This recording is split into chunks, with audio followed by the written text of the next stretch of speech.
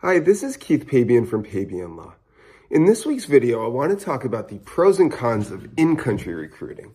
And when I'm talking about in-country recruiting for H-2B workers, what I mean by that is an organization that's finding workers that are already inside the United States, working for an opposite season organization, and working to transfer and extend their status for the worker to now come work at your organization. So when you're doing in-country workers, I want to start with the negative, and then we're going to end on a positive note. So some of the cons in terms of why some organizations don't want to do this is it does add more work to the organization. When we file for out-of-country workers, comparatively, we just tell the government that our client is filing for blank amount of workers in a certain role. So we might say they're applying for 10 servers or 6 housekeepers or 3 lift operators, whatever they're filing for. When we're doing in-country applications, we have to show that those workers qualify and are able and eligible to extend to work at the new organization.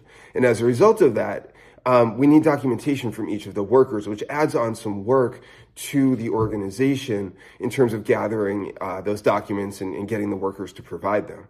One thing that we provide at Pabian Law is we do have our own proprietary H-2B software called Boom, where workers can actually upload their own documents, which does help to ease that workflow, but it is still additional work for an organization to file for in-country workers. Second of all, on the same note, the workers do need to qualify, and there are certain things that could preclude them from qualifying. For example, workers can only stay in the country for 3 years continuously before they have to go home for 60 days.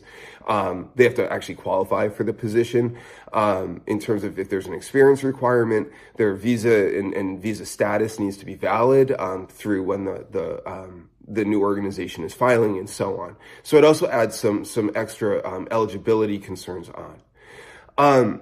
One of the other big trends with in-country recruiting is that the workers are, it's a very competitive recruiting environment, and the workers sometimes back out or go silent on an organization. At Pabian Law and at our sister company, Seasonal Connect, we have a lot of tools and a lot of advice in terms of how to prevent that. But in-country recruiting, we do see workers sometimes disappear or drop out, which can cause a lot of frustration for the organization sponsoring them.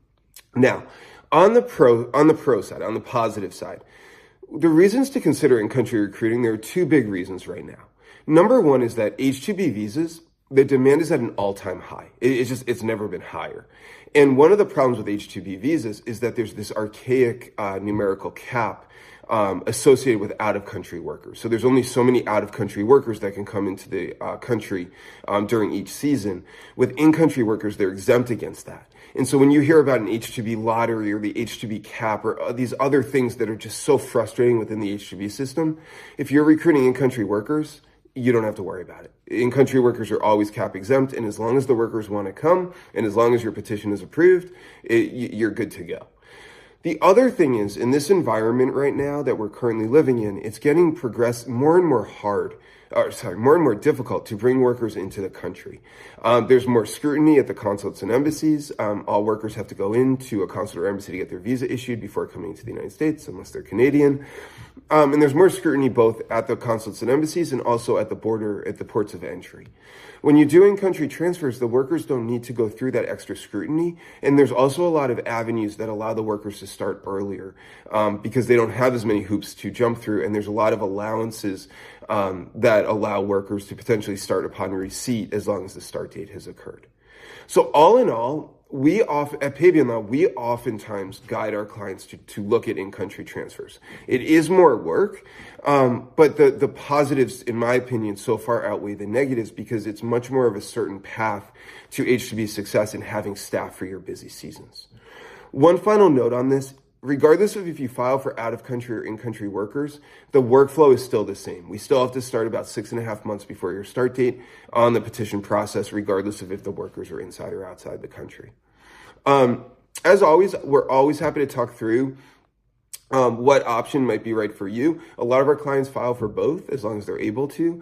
But I definitely encourage you, if your organization files for H-2Bs, to really understand the pros and cons of in-country and out-of-country and figuring out what is the right path for you. All right, thank you. As always, if you have any questions, don't hesitate to reach out. You can find more information about us at our website at pabianlaw.com. Thanks so much, everyone.